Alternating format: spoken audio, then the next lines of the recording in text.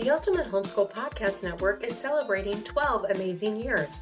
Join the party with 12 days of podcast gold and grab your free podcast gold treasure chest, packed with homeschool resources and special offers from our friends at CTC Math, True North Academy, Media Angels, and Math Mammon.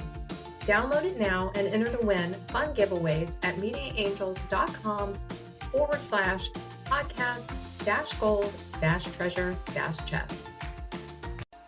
The Ultimate Homeschool Podcast Network is celebrating 12 amazing years. Join the party with 12 days of podcast gold and grab your free podcast gold treasure chest, packed with homeschool resources and special offers from our friends at CTC Math, True North Academy, Media Angels, and Math Mammon. Download it now and enter to win fun giveaways at mediaangels.com/podcast-gold-treasure-chest. Hey friends, and welcome. Today I have Dr. Brian Ray on the air with me, and this is our third podcast we've done. So I'm going to have some links in the show notes where you can find some of the previous podcasts we've done together. And he and I are both talkers, so we are going to be sharing with you some fun information. And I was really interested in his organization, which is NHERI, and it's NHERI.org. You can visit it and sign up for the newsletter because I do, and shameless plug for him. I do donate to his research fund because one of the nice things he does is tell us what the money is being used for. And then he also lets us know if it was a success, if they were able to raise the money that they were looking to raise. So it's wonderful. I will have all about Dr. Ray in the show notes, a bio and everything about how you can find him and more information. But today we're going to talk about research and the good and the bad. And I probably could have added the ugly, but that's too cliche. And so, we're going to talk about how you got into it. And then also, because we're homeschooling and my audience is mostly homeschool parents, what if their kids are interested in research? Give us some parameters about that. So let's dive in, Dr. Ray. This is a production of the Ultimate Homeschool Radio Network. Welcome to the Vintage Homeschool Mom Show. Your host, Felice Gerwitz, is an author, a publisher, and your radio show host. She will encourage, educate, and inspire you with answers to your most pressing questions from homeschool, marriage, parenting, and much more. Felice loves to equip moms to live a Christian life because every moment counts. Be sure to visit her website at mediaangels.com. And here's your host, Felice Gerwitz. Yes. Thank you, Felice. Good to be here. Thank you for having me back. Research. So that word is even in the title of our nonprofit, National Home Education Research Institute. And I think it's really kind of fun, providential, that you mentioned science before we started recording just now. And science, according to Webster's 1828 dictionary, which is a wonderful dictionary, in a general sense, knowledge or certain knowledge, the comprehensive or understanding of truth, comprehension or understanding of truth or facts by the mind. And then he gives a sentence: the science of God must be perfect. It's kind of fun. So in science, basically you're supposed to be looking for truth in a way, like what is real, not what's imaginary, not what do I want to be the case. So you're looking for the truth. Now, some people argue and say, well, come on, Brian, Dr. Ray, you can't get truth with a capital T. Well, if you start with that premise that you really can't get at truth, then why bother any discussion? Why bother any argument? Why bother with anything? Because we can all just go run around and live in our own fantasy world, right? So if let me just jump in. I cannot stand when people say, well, you have to live your truth, as if your truth is a truth. That makes absolutely no sense. What does that mean? If you ask somebody what that means, they can't even really define it. I agree. Okay, so we're talking about quantitative truth that you can actually measure by some kind of evidence or scientific observation or Okay. A graph There's with something, numbers. there's something outside of Brian Ray. Right. There's something outside of Felice Gerwitz that's certain. You know, notice Webster's definition talked about certainty. And we know from a biblical or Christian worldview, there is something certain out there, right? Absolutely. There is something certain. Otherwise, you're gonna be an existential nausea in your life and kind of sick. But so with that, then why would anybody? I mean, when I was a little kid, my mom, I think she was serious. She said I started taking notes in kindergarten and reading encyclopedias. You know, sometimes God just puts in us a certain trend or a certain bent.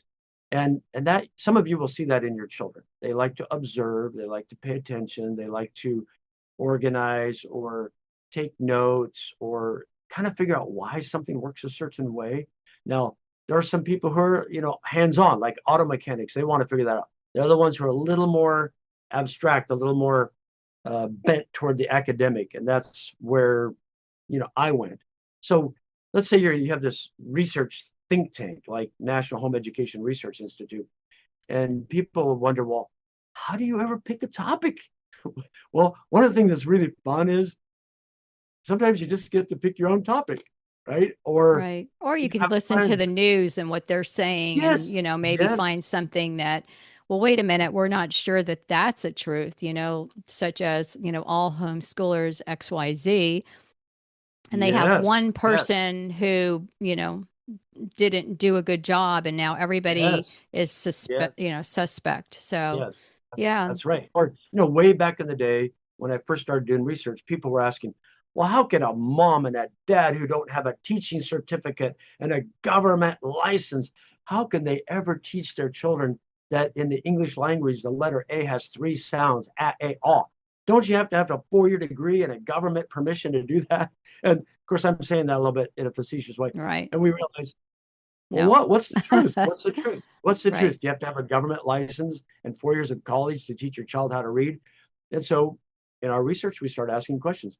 And absolutely not. You don't need that. And the modern homeschool movement is absolute proof of that, without a shadow of a doubt. Now, what are some other things? And you said, hey, there might be a news stories or something. So let's use that as an example.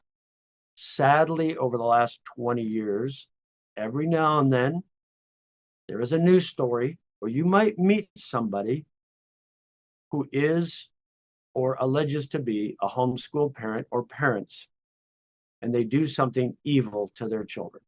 And it's bad, and it's evil, and it's wrong. Now, the question then arises, well, is that a normal part of the homeschool community? Is it an epidemic? Is it happening? Is it really bad? This abuse and neglect, is it going on?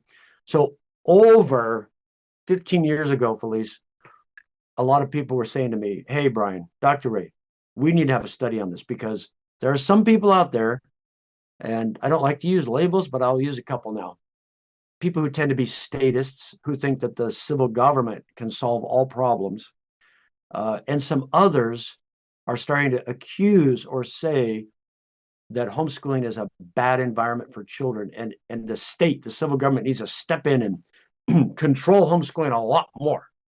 Yeah, well, some states are actually doing that, and the parents are fighting against it. So you might have to be donating to HSLDA, our homeschool legal defense, pretty soon too, to help them. Yes. Yeah. So this started percolating, and the topic of abuse and neglect was on my mind, was on my research mind, and I wanted to know what's going on. And so I talked to a lot of people about this, Felice, years before I did the study. Then they said, we really need to study, and try to get me to come back to some of these points, okay? And then some people said, well, what if you find, Brian, what if you find that home educated are harmed more than others? And I said, well, if that's what we find, we need to know it. We need to know. Remember, we talked about truth, being honest, and being honest in your research. Be honest, right? We need to know. Like if there's something going on, we want to know about it. All right. Right. So for you who maybe you're interested in research, maybe you're 12 years old, maybe you're an adult, you have a child and maybe is interested in research. So you get to come up with a question, right? And you might have a loose, idea in your mind, a hypothesis, and based on experience and past research, you might have a working hypothesis that, hey, I think that abuse and neglect will be no more, no less, or less than in the general world of public and private school. Mm-hmm. Then you have to start thinking about, how am I going to do this study? And are you going to prove it? Yeah, how are you going to do this? In my world, there's sort of a formal train. By the way, Felice, one reason I'm excited about this podcast, I used to teach research methods for years and years and years at the university college level. So I would teach people how to do this, but we're only spending 30 minutes on it. I would spend a whole semester on it. So you have to come up with like a literature review. You go out and look and see, hey, what research has been done already, if any, that relates to this? Then you work on that, and then you say, well, how would I collect the data if you're going to do quantitative research? Quantitative is with numbers and statistics and hypothesis and all that. Well, I'm going to have to get some information from somebody, right? Right. And then you start thinking, well, we could go to children, but that's really, really hard because they're minors and it's a very sensitive subject. And it's difficult with parents. They're going to say no. A lot of parents will not give you permission. So we thought, well, all right, then we need to go to adults and we need to ask them to tell us what happened while they were growing up. And even that's a very sensitive. That's a sensitive. So you used graduated homeschoolers. We used anybody. So you want to have this is where we get in. We sample, another representative sample. Like you got to get a sample from, either you have to get a sample that's representative within, say, a region, like a few states or across the country or whatever. But now start thinking about this numerically. How many in the entire population of the United States 5 years ago, how many graduates were there who were homeschooled? And then you need to compare those to the non-homeschooled. Then you have to figure out, how am I going to find these people? Mm-hmm. I don't have a list. I don't. Nobody has a master list of everybody who was homeschooled growing up. And then you want to know, I want to compare people who are really homeschooled to people who are really public schooled, for example. So you want adults who had most of their life being home educated, not 1 year. Right. Call that right? That's not right. So that's mind-boggling when you start thinking about it. You're giving me a headache. I'm trying to convey. I want to convey a little bit of this to the audience without being boring. Like, oh, okay, Brian, that's enough. Stop.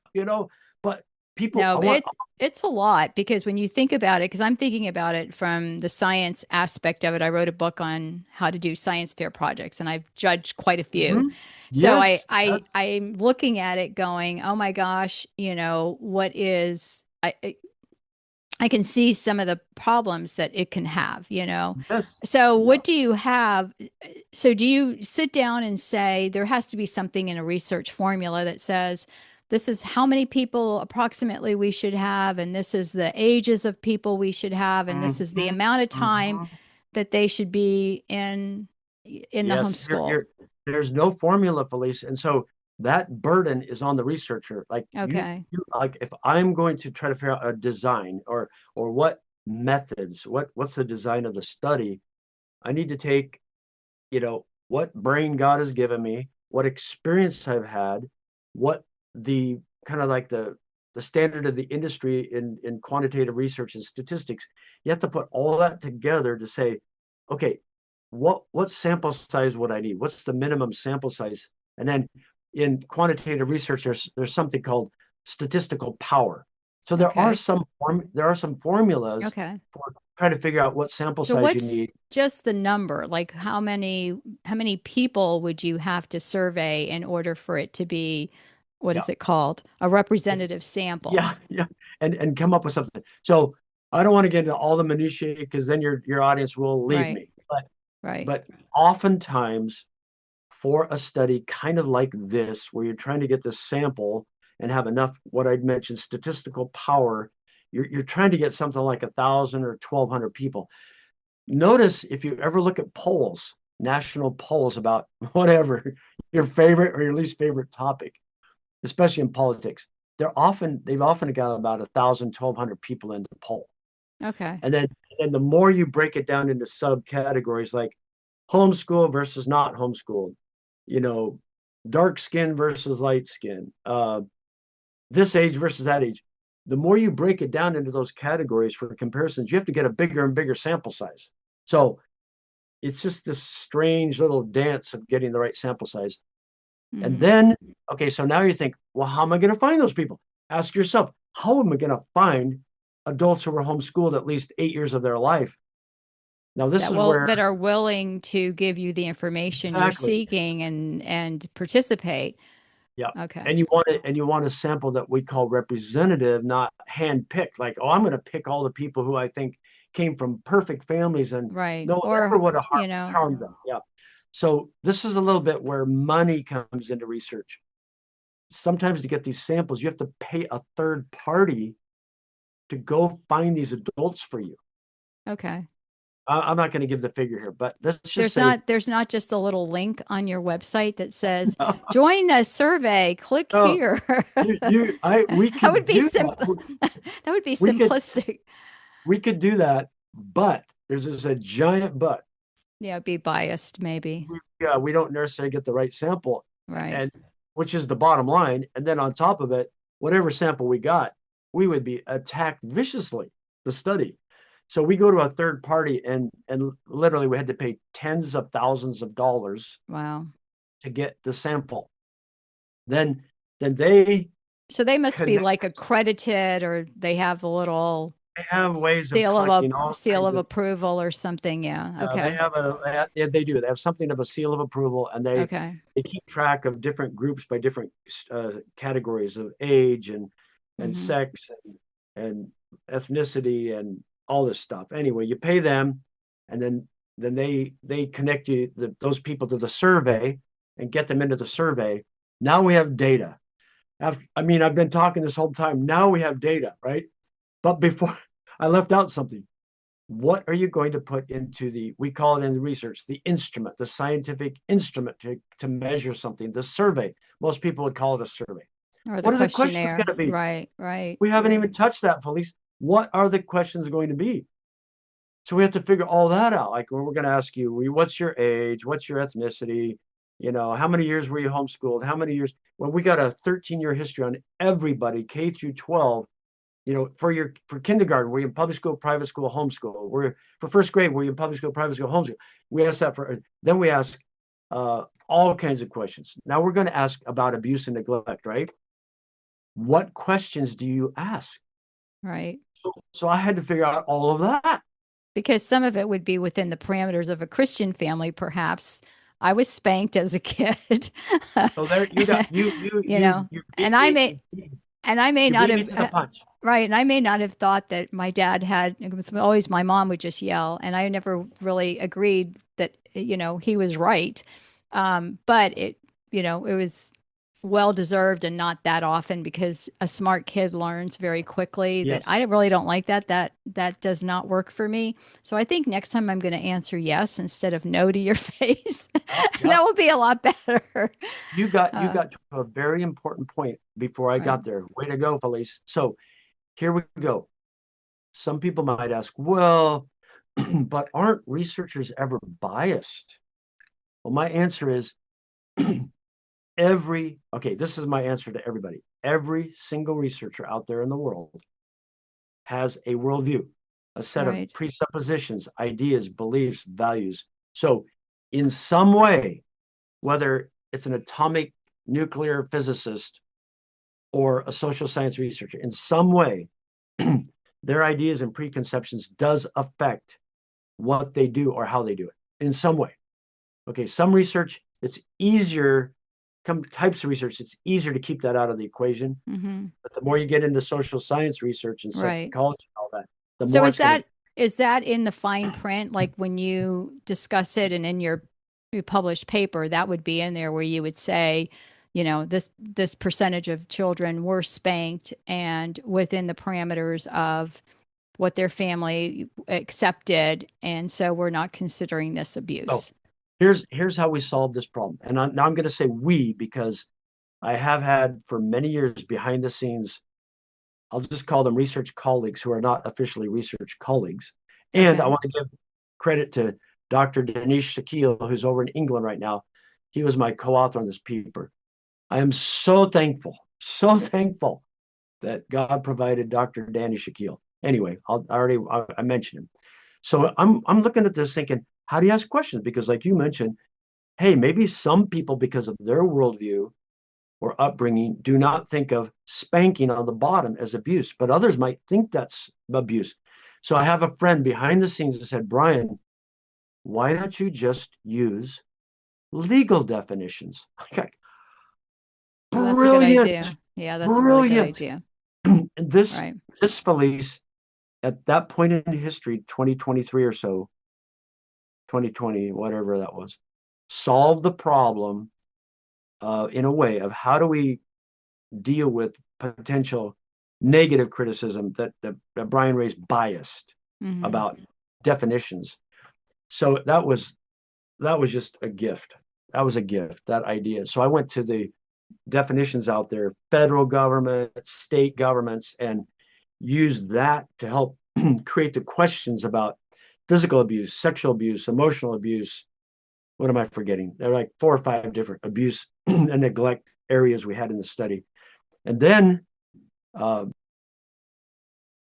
again, I'm trying to balance between boring your audience but letting them see what's in research. There's so much behind the scenes. No, I think there is, and I think this is really good because it's not cut and dry, and so it allows us to understand a little bit of the struggle that you've had, a real struggle in getting it so that it would be as accurate and well thought out, rather than just saying, oh no, I had all these questions and it was a nice little little cut and dry. Yeah, I think none of your, and it's kind of nice because none of your research is cut and dry, right?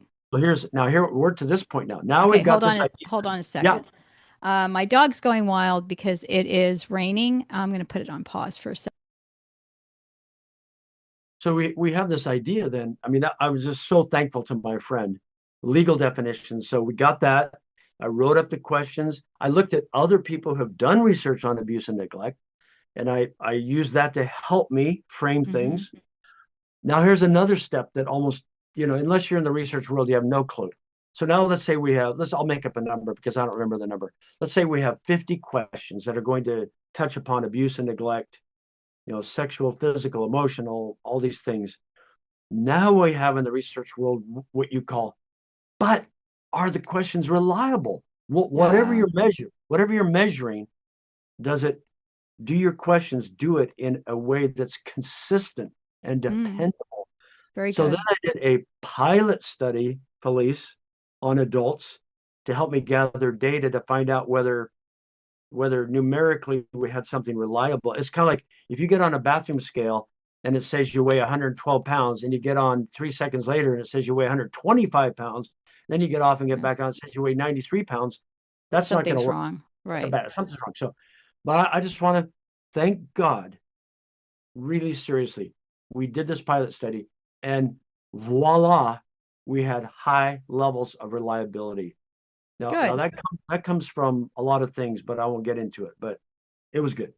So now the next step, now you go out to the sample out there that you paid somebody tens of thousands of dollars to get the people. Then they answer the questions. Then next step, you gotta look, wow, that's all done, right? No, next step. Now, and again, I'm so thankful for Dr. Danny Shakil because I can do statistics, but he's a much higher level than I. And he starts cranking the numbers and look at things and trying different permutations of these patterns. And that's a lot of work. That's a lot of work to do that. Then you say, wow, that's interesting. Oh, that's interesting. That's a researcher. Well, that's interesting. We'll look at that pattern. We'll look at that, and then now you have to start writing up your article to try to send it to a journal. And you take hours and hours and hours and hours and hours and hours with your colleague fixing the manuscript. So is it an abstract? Is that what you finally come up with? Because I know in science there are abstracts that show like some of their scientific thought and how they arrived at it, and a little bit. I mean, obviously, it's a synopsis of it. And I'll send you that link too. So, okay. in the end, you have the good news is we submitted it to a journal. They gave us feedback. Hey, you need to fix this, fix that. It got published in a peer-reviewed journal, and voila, there it is. And then it's done, and everything's. Oh, look at that! There's an article. Whatever. Right, and somebody the turmoil, the somebody toil. did a study.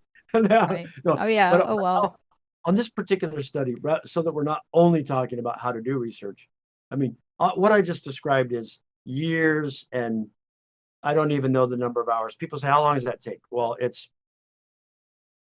many dozens of hundreds of hours of time and energy and thought. Well, anyways, so it's on the internet and everybody thinks, oh, that came out of nowhere. But let me tell you the findings, because people want to know now. Well, what did you find, Brian? What did you find? It's sort of like what's that word? Kind of like, oh wow, really? Is that all you found? After all that, there are two punchlines. One that the public or the non-homeschooled, that's public and private schools, in terms of amounts of abuse and neglect, no less than for the homeschool. In other words, no significant difference. Okay. When you statistically control, I know that's a big phrase. Once you statistically control for or keep even, so that you're comparing apples to apples and oranges to oranges, once you control for demographic features such as how many years did you spend in foster care, ethnicity, how many children in the family, all these things. Income? Would income be? Income, thank you. Income, mother's education level, father's education level. Okay. Once you statistically get that sorted out, no significant difference in abuse and neglect. That's the first. To the children who were homeschooled, correct? Okay. Yep. No more, no less. Okay. Now, that didn't make some people happy, and that didn't make some people happy. Like the people they want to say, yeah, well, if you were homeschooled, none of them were abused, and if you were public school, then they all were. Got it. Exactly. Okay. You got it. So the second finding, which is a little different, and you got to listen real carefully here. For the home educated who were abused and neglected, remember, at no higher rate than the others, but for those who were, it was not at home by the family, it was outside of the home. Interesting. So family member, some friend, some kid down the street, whatever. Okay. Sports. Mm-hmm. Maybe at a group event, maybe at a co-op, maybe, but not. So that second finding sort of made homeschoolers happier. That's happier. Yeah. Like, oh, okay, yeah. And none of it's happy. Still tragic, right? Absolutely tragic. Never abuse and neglect is a good thing. It's always a bad thing. So 2 major findings overall. In fact, right in the title of Danny's and my article, demographics. Once you control for demographics, we found no difference. Secondly, for the not significantly more for the homeschooled, it was outside the home, basically. That's years and years and years, hundreds of hours of work. That's what we found. And your research has been cited in the news, through other all journals. So all over the place. This is I'm glad you mentioned that.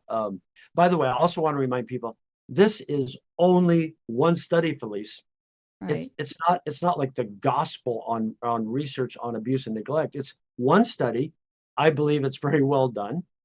And the other studies, again, on our website, you can find a page where whenever any study comes out on abuse and neglect topic, I add it to that page, and you'll see a summary of the relatively few studies that have been done. But overall, these studies altogether would say, if anything, there's a slight protective advantage to being homeschooled. Mm-hmm. at this Right. point in research history. Right. Because And you've on got the at note least, of, one parent who's very vigilant and, you know, yeah.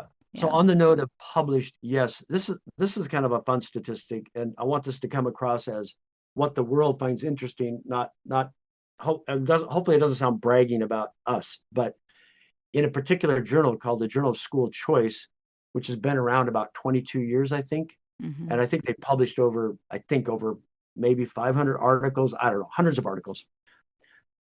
You can go on this publisher's page and look at most read articles. The number one in their whole history is a review of research on homeschooling. Wow. Like something like 70,000 views. And just by God's providence, I wrote it. In the top 11 articles, and this journal is not on homeschooling, right? Right. The top 11 articles, 3 of the top 11 are on homeschooling. And I think this one on demographics is number 2. So if people want to read the articles that you've written, where would they find them? Are they on your website? Yes. What we Okay. normally do is I have people come to the website, and then if they want to read the entire article, then I link them to that journal out there, Okay. there. And there's a reason for that. One, we want traffic to go to the website at NHERI. Yes. And most people don't want to read the whole article, so we give them a synopsis. Right. And then we say, click here for the whole article, and that shoots them out to the other publisher peer-reviewed journal. Plus, like you said, I think peer review is so important because, you can peer review. They're not going to be super happy with you, I'm sure, in some instances. So it's a little pat on the back, so to speak, with a cravat, probably like what they didn't like or that you could have done better or something like that. Yes. But, in any kind of research is important. I'm going to throw this out there. I shared, I think, with you, I'm not sure if I mentioned it on air, but I wrote a book on doing science fair projects. We've just recently updated it. It's not on the website yet. We're getting there. But one of the things I did with my children was I took them to other state homeschool science fairs because that was kind of phenomenal, and they could see some really high-end projects that other kids had done. And one of the winning science fair projects was a child who was a girl, and her hypothesis was boys can deal with pain better than girls. And the way she showed this was she got permission to go to classrooms and say, I have a science fair project I'm working on. In order for you to participate, you can just let me know, by a show of hands. I'm going to count, and then I'll let your teacher know how to contact me. And it's going to be a little bit dangerous, and it might be a little bit painful, but you'll get out of class in order to participate. Just with a show of hands, can I have, how many boys are willing to do it? And she counted up the boys and how many girls. She surveyed over 500 students. Wow. And she wrote up her results, and that was her project. Her project was how many boys would be willing blindly to volunteer, and how many girls. She didn't actually do a project where she tested them and tortured them. But I thought it was brilliant. And her results were that her hypothesis was incorrect, which still makes it winning, because if you can go back and show the girls 2-to-1 were more willing to volunteer than the boys. So I thought that was hilarious. I thought this is hilarious. Yeah. And then, she had a brilliant idea. Wasn't that great? People could then ask, did that indicate they're more tolerant of pain, or did that indicate that they're more compliant and want to help you? Right. That's true. But it's a great study. Yeah. It's a great study. So I've given that as, when I do talks, I share that because her control was her speech, that she went and said the same exact thing, read it from the paper, every class counted, and didn't, change her script. So, but but that's kind of on a very tiny scale, an idea. So if you have a child who's interested in research, they can come up with a series of questions on a topic with a, hypothesis, an educated guess of what they think. And that's based on maybe some research like you were sharing and some other studies that have been done, and then do their own and just do it for fun. And, and parents, you can count it as reading, as not literature, but language arts. You have to write a paper. There's some math in there, there's science, there's some theory. So, you can bring in a lot of different aspects to it as your child's sharing. This has really been wonderful. I think that my audience anyway hasn't heard anything like this as far as research, quantitative research, what was our other word, representative samples, and all those things. Yeah, and just some of the vocabulary that is important, especially when you're reading research. And the other thing that's, I think, is a little bit humorous is that the blood, sweat, and tears that went on behind the scenes when someone's like, "Oh, here's a study." But I bet it makes you appreciate other people's studies when you read an article very much. Yeah. And I have constantly people send me emails, Dr. Ray, somebody should do a study on this, and then somebody should do a study on that. And then I often, not too flippantly, write back, say, "Hey, do you know anybody who wants to fund the study?" Or, "Yeah, that's a great idea, but I don't have time right now," or whatever it is. Or if they mention a study that's maybe been done or study, I can then send them and say, "Hey, look, there's some research over here." And that's what we do here all the time at NHERI is if you have a question, let's say you're just a regular daily mom and dad, but you're interested in research on this related to home education, sometimes we can help you. Or let's say you're a homeschool leader, you're involved in lobbying or politics or something. We at NHERI constantly help homeschool organizations like, FPEA in Florida, or Ocean in Oregon, or How in Wyoming, or Chia of California. If they have an issue come up, let's say a bad proposed bill, we at NHERI are behind the scenes helping them with research and truth and honesty to deal with these bad bills. Yeah. And we need good people running for office and not. So that's a story for another time, Dr. Ray. Thank you so much for coming on. I so appreciate your time. You're welcome. And thank you for having me, Felice. Okay. And then again, a shameless plug, go to NHERI.org and donate. So read the articles and enjoy those as well. All right. Take care, everyone. God bless. And we'll talk to you soon. Thank you. Bye-bye.